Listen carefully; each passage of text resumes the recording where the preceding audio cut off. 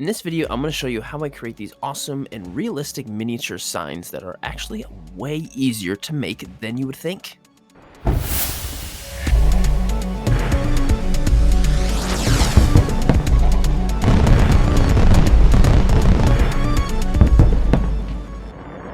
The only thing really needed to make these little signs are some paper, glue, and a printer. And then if you want to make them more realistic, there's some paint involved, but they're perfect for dioramas and perfect for toy photography.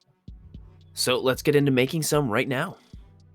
Okay, so the kind of sign that you want can really be anything. So you can either make your own kind of sign that's really cool, or you can just use a basic sign. So basically, I'm just going to grab a sign from Google, and I'm going to make my own right now, and I'll grab a couple other ones just so we have a whole bunch of different examples on what to do. So there's a bunch of different plain stop signs you can get. If you do plan on getting one of these from Google, make sure you're getting something that's royalty free if you plan on selling it, or if you're just doing this for fun. Doesn't really matter. So this stop sign here is blank. It's perfectly awesome with what I want. Very easy. So I'm just going to copy it, and you can either save this and edit it on any software you use, whether it's Photoshop, or I'm actually just going to put this on a Word document because that's all I really need. And so there it is. Perfect. So if you ever want to type in something specific or special on the signs you're making, there's a really perfect font that are made the same way that all the highway signs look, and it's called Highway Gothic is the name of the font. So if you go to dafont.com, I love this site. You can get a million different fonts, so we're just going to go and find Highway Gothic. And we're going to download it. It's 100% free, which means we can use it however we want. So when you're making the size of the sign, make sure you're thinking about the size of this piece of paper in here and making sure it's the right kind of size that you want it. So this blank stop sign, I'm just going to make a text box and put stop or whatever I want over it really quick. And then that's all we really have to do to make the sign. So like I said, you can do this in any editing software you would like to do. It doesn't have to be Microsoft Word. I would probably have done this in Photoshop, but I'm just using Word because it's easy. And I can put a bunch of stuff on there and print it out the way I like it. So instead of having a, stop sign, we now have a plop sign. So that's essentially how you can make your own sign, and you can do it however you want. And so I'm just going to go and gather up a bunch of other random signs too, so we can print them out and then make the actual physical signs after that. Okay, so I've got a bunch of signs, and there's some other stuff kind of around that on the paper, but don't worry about it because we're going to print them out and cut it all out and do it in hand anyway. So this is exactly what we need, and all I got to do now is print it out, and then we can move on to the fun part and actually building this. Okay, so now that we got it printed out, just like that, looking pretty good, you're gonna need some cardboard. I recommend some thinner cardboard, like this box of French Toast Crunch will be perfect. Okay, so now we've got our cereal box, whatever cardboard. We've got our signs, and this is the glue that I'm gonna use. This stuff is awesome. Elmer's multi-purpose spray adhesive. Sprays like spray paint, but it's like Elmer's glue. And it's really great because it sprays super evenly and thinly and finely right on the cardboard, which is awesome. It works really, really well. So what we're gonna do is, and this is what I used for my toy photographer's one. I'm going to spray the cardboard. I'm not gonna spray it on this side because I don't want this French Toast Crunch to come through the white on the paper. And if this gets dirty or something, that's okay. I'm gonna weather these later. But I'm gonna spray very evenly, not too thick, very evenly along here, and then place this down and then let the whole thing dry like that. If it's not perfect, it doesn't really matter because we're gonna cut these out as is. So yeah, let's do the spraying, not too thick, thinly, but evenly, and then stick it on there. And when you are spraying this stuff, it's important to spray the cardboard and not spray the paper, because if you spray the paper, it could seep through and get all messed up. So make sure you spray the cardboard first and not the paper directly.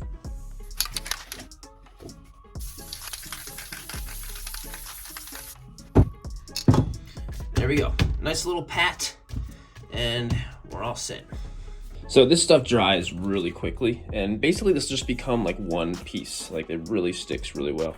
So after this is totally dry, we're gonna cut it out. All right, it only took like 5 minutes, but these are dry completely. So I am just gonna cut them out. Just gonna use some basic little scissors. No need for anything more than that. And yeah.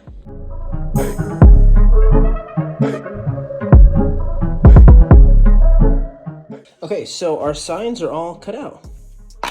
They look really good, and they have like a nice feel to them, you know, they don't feel like flimsy paper. We're gonna use these wooden skewers to put them on, and these are great. I use these for toy photography, keeping figures up all the time, so I have plenty of these. Everything that I'm using today, the glue, all of this stuff will all be linked in the description of the video, of course, as always, if you need anything.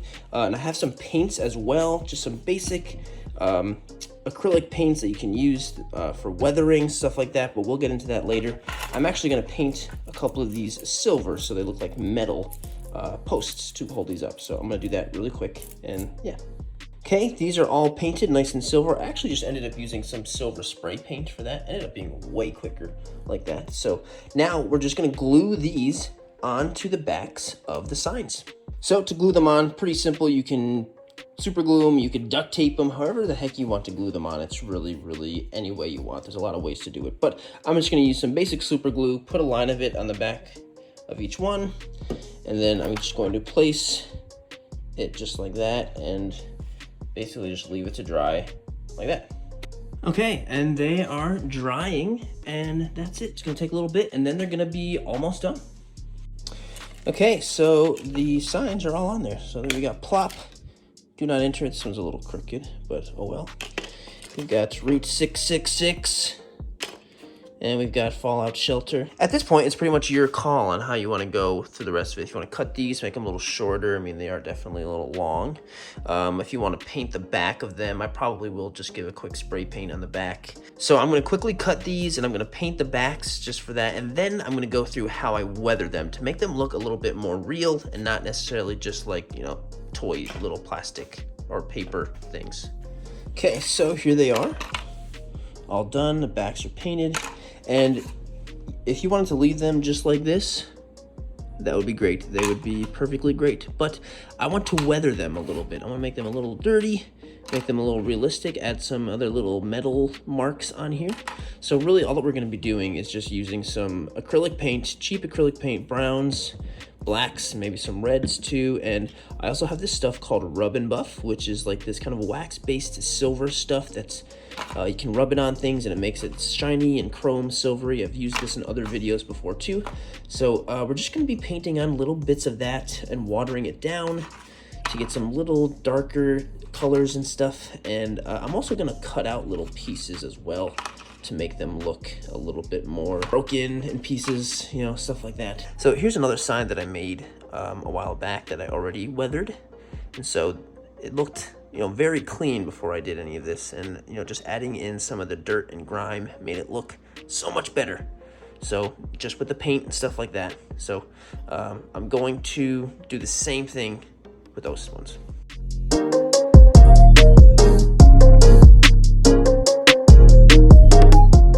So I've got my paints all out like this. I've got my paintbrush and some water.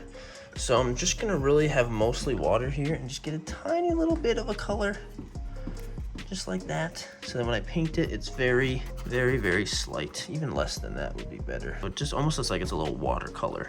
And I'm gonna do a whole bunch of this, darker, lighter, browns and blacks all over the place on these to make them a little bit darker. And then I'm gonna go in with the silver highlights after. Okay, so the weathering looks really good. Makes them look that much more lived in, worn and natural wear and tear. So the one thing left is some highlights with this stuff, and I'm gonna go around the edges and also around a lot of the cuts that I made in the sign to make it look like there's kind of metal in there. So yeah, here we go.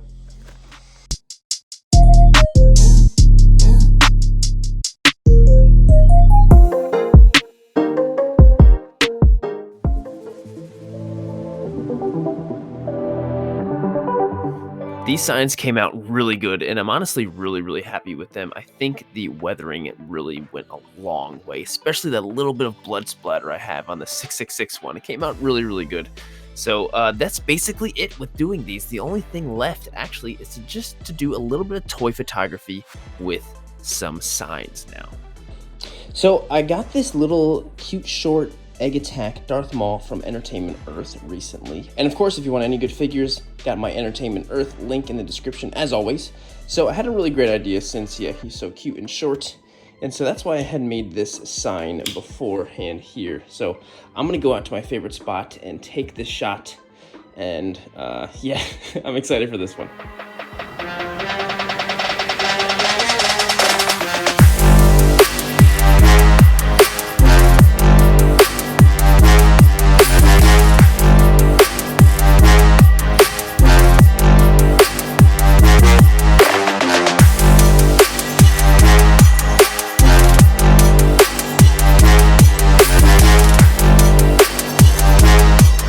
Hope you guys enjoyed this video. Thank you so much for watching. These signs are awesome, and I'm definitely gonna be making a lot more of these in the near future just because they're so fun. So all of my pictures, as always, are posted on Instagram at Sirdork. It's my brand new account. Make sure you're following that new account, Sirdork on Instagram. And thank you guys again so much for watching, and I'll see you in the next one.